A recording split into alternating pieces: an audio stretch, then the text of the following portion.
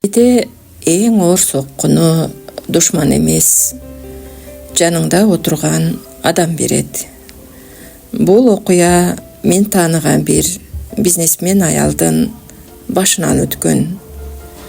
Анын атын шарттуу түрдө Мадина деп коелу. Бир кезде иши жүрүшүп турган, бир нече тигүү цехтерине заказ берип иштеткен күчтүү аял эле. Бирок жашоодо кээде баары бир күндө өзгөрүп кетет экен. Бизнеси кыйрап, көп нерседен айрылган күндөрдүн биринде Мадина өзүн дүйнөдө жалгыз калгандай сезди.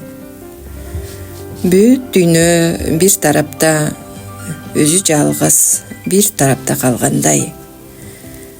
Ичинен ыйлап, бирок сыр бербей шаардагы бульварда сааттап басып жүрчү. Ал мурда абдан ишкер аял болчу. Бир нече тигүү цехтерине заказ берип иштетчү. Ошол цехтердин бири курбусуна тиешелүү эле.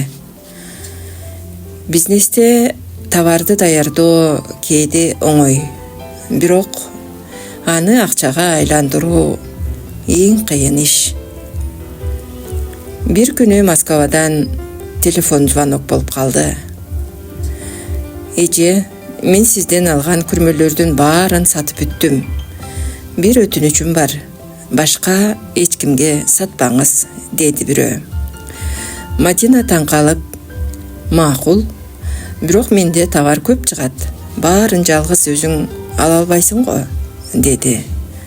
Жигит күлүп, ой эже, кааласам сизди миллионер да кылып коем. Менден башкага сатпаңыз. Чоң заказ берем. Кийинки аптада учуп келем, деди.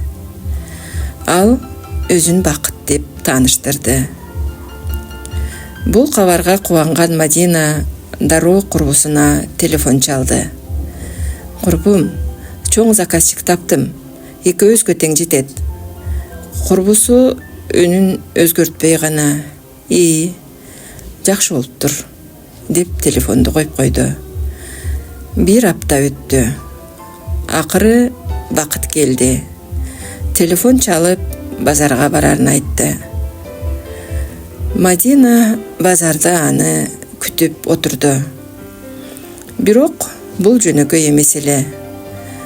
Мындан мурда курбу кызы Бакытты Москвадагы тааныштары аркылуу сураштырып таап, өзүнө ыңгайлаштырып баардык маалыматты алдын ала берип койгон экен. Ошентип, Бакыт базарга келгенде Мадина үчүн күтүүсүз сюрприз болуп калды. Ал витринадагы товарларды карап туруп күлүп, жок, булардын баары жаныңызда отурган эженики экен го, деп басып кетти. Заказ да берген жок.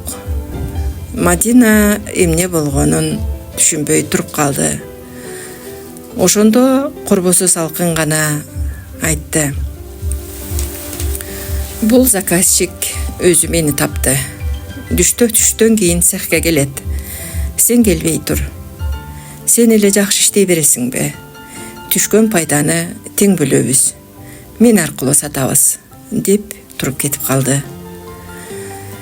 Бирок арам ой менен башталган иштин аягы жакшы бүтпөйт экен. Ошол эле жылдын жазында Бакыт кайра Мадинаны издеп келди. Ал көп суммадагы заказ берип жатып, мындай деди. Досторду туура тандаш керек экен. Мен да жаңылыпмын. Ал эжеден алган товарларды алгандан кийин араң саттым. Кечирим сурайм. Ошондо Мадина бир нерсени түшүндү. Жашоодо да, бизнесте да ийгилик, тынчтыкты сүйөт. Ал эми арам ой акыры өз эсин табат. Сабак. Жаныңдагы адамды туура танда. Анткени кээде эң чоң жоготууну душманың эмес, дос деп ишенген адам алып келет.